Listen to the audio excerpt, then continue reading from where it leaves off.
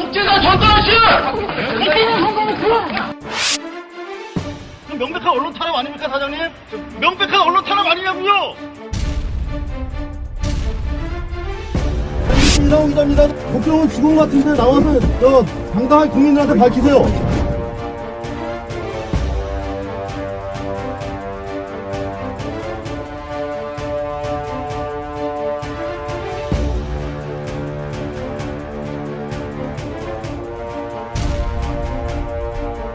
(2013년 5월 27일) 월요일, 2013년 7월 1일, 2013년 8월 27일, 2013년 10월 17일, 2013년 11월 4일 월요일. 고발뉴스 천막에 이재민들이 잠깐 들어와 계신데 33,000명 정도.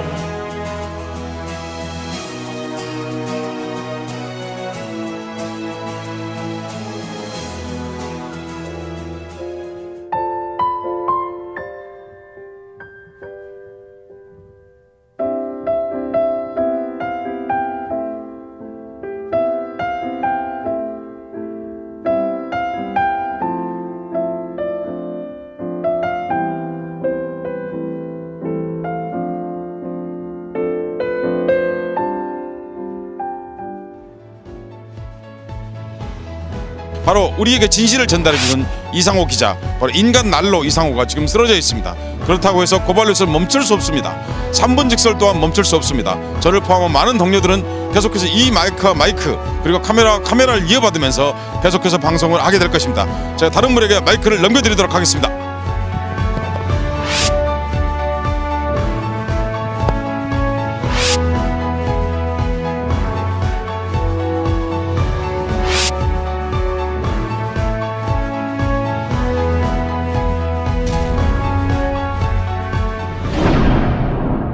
여러분 안녕하십니까? 2013년 12월 5일 목요일 뉴스 독립군 데일리 고발뉴스입니다.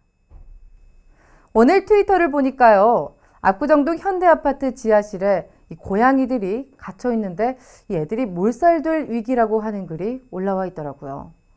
일부 주민들이 이 길냥이들이 보기 싫어서 지하실 문을 모조리 잠궈놨기 때문이라고 합니다. 정말 해도 너무하다는 생각이 드는데요. SNS를 중심으로 항의글도 쇄도하고 있습니다. 저희가 강남구청에 전화를 걸어보니까요. 다행히 이제 누군가 지하실 문을 열어놨다고 합니다. 역시 시민의 힘은 강합니다. 시민만 바라보며 고발뉴스도 나아가겠습니다. 이 프로그램은 지난 시간보다 8분 늘었네요. 감사합니다. 모두 5,657분의 고발뉴스 정기구독 후원자 제공입니다.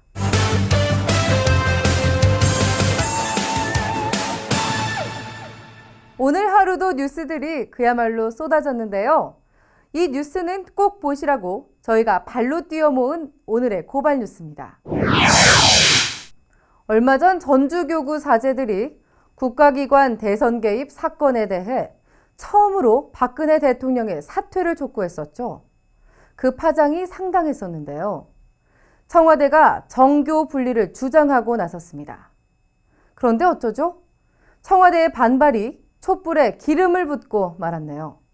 정의구현 전국사재단이 공식적으로 박 대통령의 사퇴를 요구하고 나섰습니다. 사재단 나승구 대표 신부는 정부는 종북몰이에만 집중할 것이 아니라 이 시점에 왜 사제들이 나서야만 하는지 그 이유에 대해 생각해 보라고 주문했습니다. 국가의 기반, 특히 민주주의 국가에 꽂힌 그 선거를 이렇게 뒤흔들어 놓는 민주주의의 근간을 흔들어 놓는 정부기관이라는 건 정부기관이 아니라 오히려 정부를 흔드는 기관이다라고 규정을 한 것이고, 그런 국정원이라면 해체하고 다른 기구를 세우든지 그 역할을 다른 기관에 이관하는 것이 옳겠다라고 하는 내용의 인식이었습니다. 아무런 반응도 없고, 여태까지 이야기한 거에 모르쇠로 일관하고, 아니면 다른 어떤 공안몰이로 이렇게 가고 하는 것에 대해서 답답함의 표현이고, 지금이라도 이건 그러니 사퇴를 고려할 만큼 심각한 사안이다. 공중파는 외면하고 있지만 저희 고발뉴스는 매일 전해드리고 있는 뉴스죠. 청와대 박근혜 비선 조직의 최동욱 찍어내기 개입 의혹. 어제는 청와대가 경위를 파악하고 있다고 전해드렸는데요. 오늘은 청와대가 문재인 행정관이 최 총장의 아들의 개인정보를 수집한 건 맞다고 시인했습니다. 그런데 그게 조직적으로 한 게 아니라 개인적 일탈일 뿐이라고 해명했습니다. 그런데 어쩌죠? 한겨레에 따르면 그 행정관에게 일을 시킨 사람이 민정수석실의 선임 행정관이었다고 합니다. 청와대, 내일은 또 뭐라고 해명할지 정말 궁금합니다. 여야의 이번 사자회담 결과가 사실상 특검 없는 특위 수용을 합의한 것이어서 특검을 관철하겠다는 의지가 무색해졌다는 게 SNS를 중심으로 한 여론입니다. 뙤약볕과 추위 속에서 촛불을 들며 특검을 외쳐온 국민들에게 참으로 힘 빠지는 결과가 아닐 수 없는데요. 민주당 김한길 대표님, 정말 이러다가 대표직 거셔야 하는 건 아닌지 모르겠습니다. 남북 정상 간의 대화록을 공개했던 국정원이 이번에는 또 확인되지도 않은 장성택 조선노동당 행정부장의 실각서를 발표해 파문이 거듭되고 있습니다. 전 통일부 장관이죠. 정동영 민주당 상임고문은 오늘 곽현화의 사실은과의 대담에서 국정원이 정보를 생산하는 게 아니라 노골적으로 정치를 하고 있다. 이렇게 일침을 날렸습니다. 세계적인 정보기관들이 직접 나서서 언론을 이용해서 언론에다 대고 정보를 공개하는 일이 이거는 세계 정보기관 상식에 없는 일이에요. 근데 왜 박근혜 정부의 국가정보기관은 왜 그런 일을 다반사로 하는가? 정보기관이 정보를 하는 게 아니라 정치를 하는 거 아닌가? 국정원이 어떻게 정치에 개입합니까?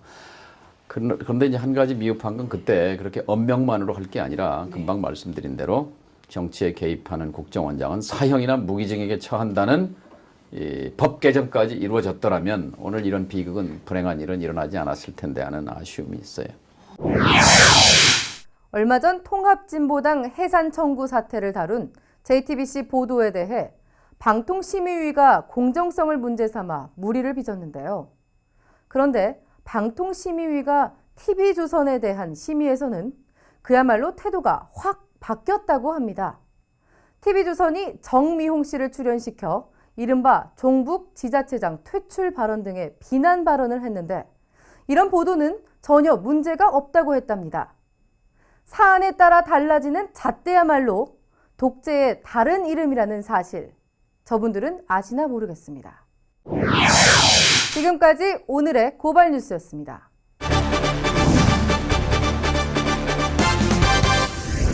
가장 핫한 뉴스를 심도 있게 파고 들어가 보는 고발 리포트 시간입니다.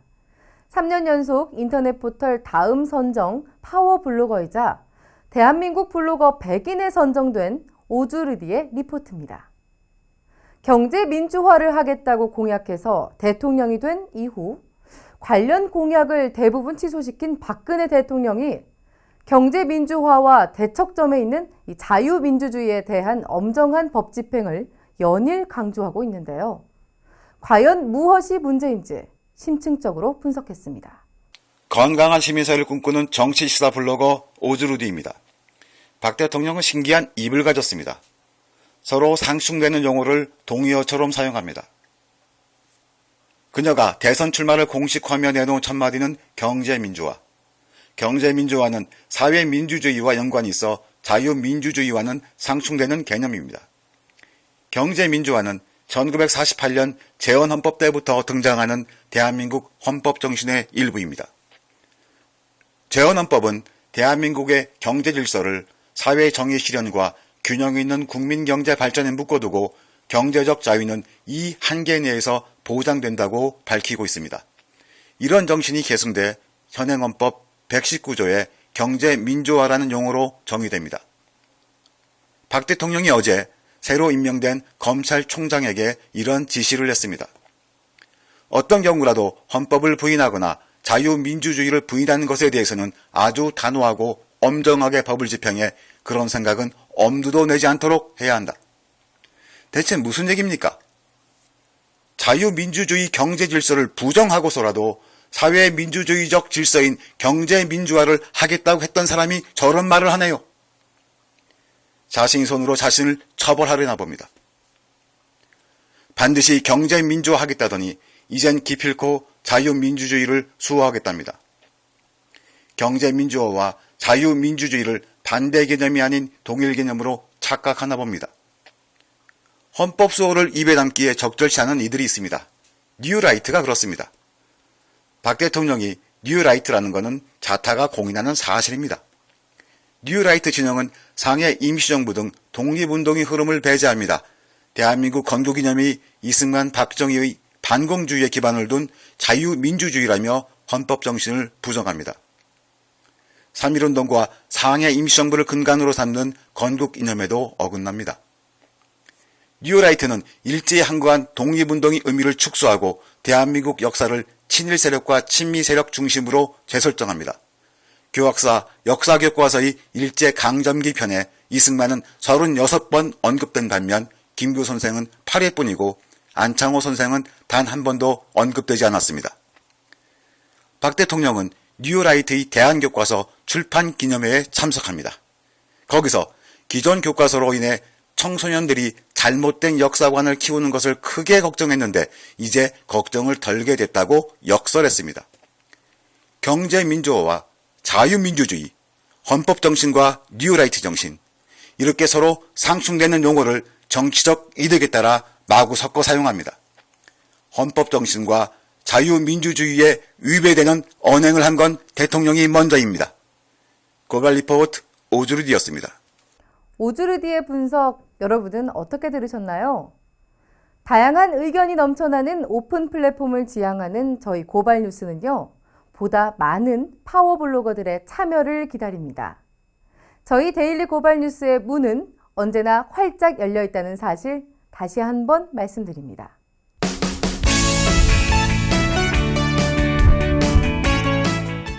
아무도 말하지 않는 시대.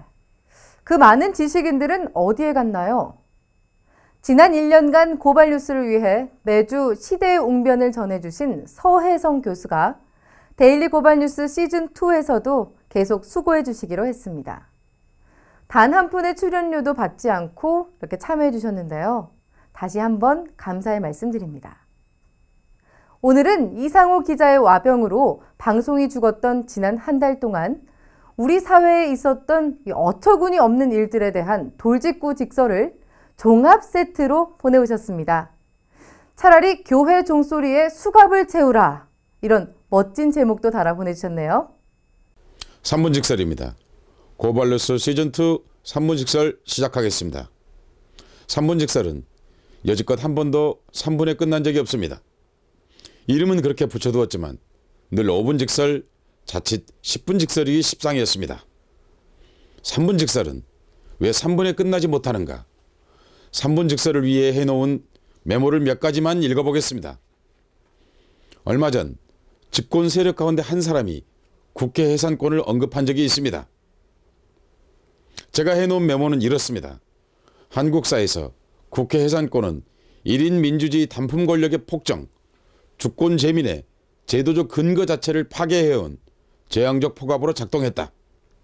실질적으로 이는 주권 해산과도 같은 것이었다. 산권 분립의 핵심은 의회에 있다. 국회 해산권 운운하는 것은 현행 헌법 정신을 정면으로 부정하는 발상이다.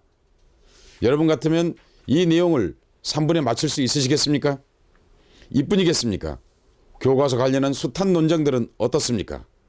마침내 교육부가 교과서에서 책상을 탁 치니 억하고 죽다라는 표현을 지우라고 한 것은 박종철을 지워 6월 시민항쟁을 너희들 손으로 지우라는 뜻이다. 명토 박혀 있지는 않지만 우리 헌법 첫 줄에는 박종철이라는 이름이 스미에 있다. 이 헌법은 박종철 네들로부터 나온 것이다. 저는 이렇게 메모해 두었습니다. 박창신 신부의 강론에 대한 논쟁 또한 어찌 그냥 넘어갈 수 있겠습니까? 강론을 기소하는 일은 교회 종소리에 수갑을 채우는 일이다. 인간 양심이 비의에 개입하는 권력에게 요청한다. 차라리 지금 내리고 있는 눈을 기소해다오. 눈은 유죄다. 길을 막고 멀리 있는 사람들을 그리워하게 하고 사회 양심의 순결을 떠올려 괴롭게 하기 때문이다. 다른 메모를 하나만 더 읽어보겠습니다. 한국은 도로교통 이용료를 장기간 걷어온 대표적인 국가다. 현 권력이 추진하고 있는 철도 사유화는 공적 가치의 사유화, 국가의 사유화를 촉진하는 극약이다. 시장에 국가를 내다 파는 이 일은 끝내는 우리가 알고 있는 국가를 소멸시킬 수밖에 없을 것이다. 정권이 곧 국가는 결코 아니다. 여러분, 쌍용 자동차 손배 가압류 48억 원이라는 판결은 무엇을 말하고 있는 것일까요? 이는 권력과 자본의 사법부마저 종속되고 마는가 하는 중대한 질문을 던지게 하고 있습니다. 이 다양한 문제들에 대해서 야당의 응전은 과연 박수받을 만합니까? 그 밖에 너무 많은 일들이 날마다 벌어지고 있습니다. 따지고 보면 이런 일들은 따로 나뉘어 있는 듯 하지만 정말 과연 그런 것일까요? 저는 이렇게 메모해 두었습니다. 한국인은 날마다 대선 보전과 관련한 권력의 문제 회피, 차단, 무표정, 관점 돌리기와 같은 연기를 지겹게 구경하다 못해 반복적인 통제와 억압을 일상적으로 겪고 있다. 성립 과정의 윤리성이 빈곤한 권력은 역사상 늘 유사한 형태의 고통을 주권자에게 강요해왔다. 주권자가 원하는 것은 연기가 아니라 사회 정의다. 이렇게 메모해 두었습니다. 이러한 문제들의 이의를 제기하면 그 끝은 늘 이른바 종북에 가닿곤 합니다. 사회 현상으로 보았을 때 아래 수치는 이를 압축적으로 추론 가능케 하고 있습니다. 간첩 신고 건수입니다. 노무현 정권 1173건, MB 정권 17,266건, 현 세력 집권 1년도 안 되어서 47,000여 건에 이른다. 권력은 의심을 강요하는 사회로 만들고 있다. 저는 이렇게 메모해 두었습니다. 머리를 숙여 깊게 고민케 하는 일도 있습니다. 최명신, 새벽 묘역에 묻히기로 한 그는 죽어서 진짜 장군이 되었다. 죽음에는 계급이 없다. 친일파가 묻혀있는 일과 함께 국립묘지의 비에는 죽음의 서열에 있었다. 그의 죽음에 거수경례를 올려붙인다. 죽음 앞에서 누구듯 한낱 사병일 수밖에 없을 따름이다. 이는 국립묘지라는 국가의 죽음관리 체제에 대한 중요한 질문이 담겨 있습니다. 국제정세 또한 심상찮게 돌아가고 있습니다. 중국 방공식별구역 선포로 불거진 이어도는 일본 헌법 제9조 이른바 평화헌법 조항과 밀접한 연관을 가지고 있다. 10월 초 미국은 일본이 집단 자위권을 적극적으로 해석해야 한다고 주문한 바 있다. 동아시아 바다와 강정의 주인은 누구인가? 동아시아 바다와 하늘이 끓어오르고 있다. 3분으로는 아무래도 짧을 수밖에 없습니다. 3분 직설은 오늘 또 길어지고 말았습니다. 3분 직설이 3분에 끝나는 날은 언제일까요? 3분 직설을 3분 만에 마치는 날은 올 수 있는 것일까요? 3분 직설이 3분 안에 끝나는 목요일을 기다리면서 3분 직설을 위하여. 정말 부지런히 달려왔습니다. 어떻게 일주일이 지나갔는지 정말 모르겠어요. 와서 보니까요, 우리 고발뉴스 식구들 매일 밤을 새우시더라고요. 이렇게 이상호 기자도 쓰러지셨구나 하니까 마음이 아프기도 하고 큰 걱정이 되기도 합니다. 저라도 어서 이 부족한 부분을 메워야 할 텐데 하는 생각뿐입니다. 더욱더 분발하겠습니다. 그리고요, 주말에 촛불 집회 현장 취재 천막에서 뵙겠습니다. 오늘 데일리 고발 뉴스 여기까지입니다. 시청해주신 여러분 고맙습니다.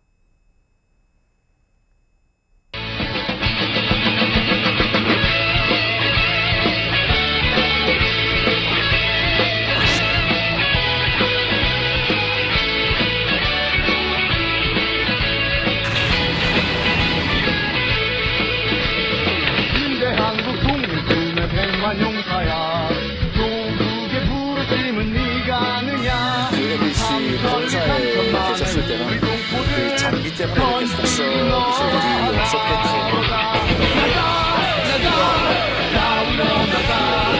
또 위원장한테 전화를 받으셔도 돼 있는데 수사에 방해가 됐다고 생각하지 않고요.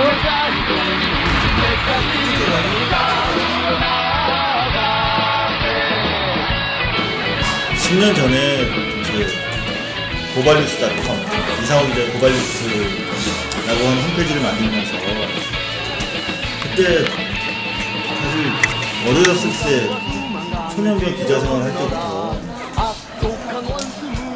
너무 많은 사람을 구속시켰거든요. 그리고 너무 많은 사람을 다치는 걸 봤고, 근데 내가 도대체 이 기자직을 왜 하는 건지 되게 회의가 됐더라고요. 근데 그래서 내가 그 홈페이지에도 담아놓은 얘기지만 내 국민의 삶이래요. 그러니까 고발은 사람에 대한 증오가 아니라 사회에 대한 삶입니다.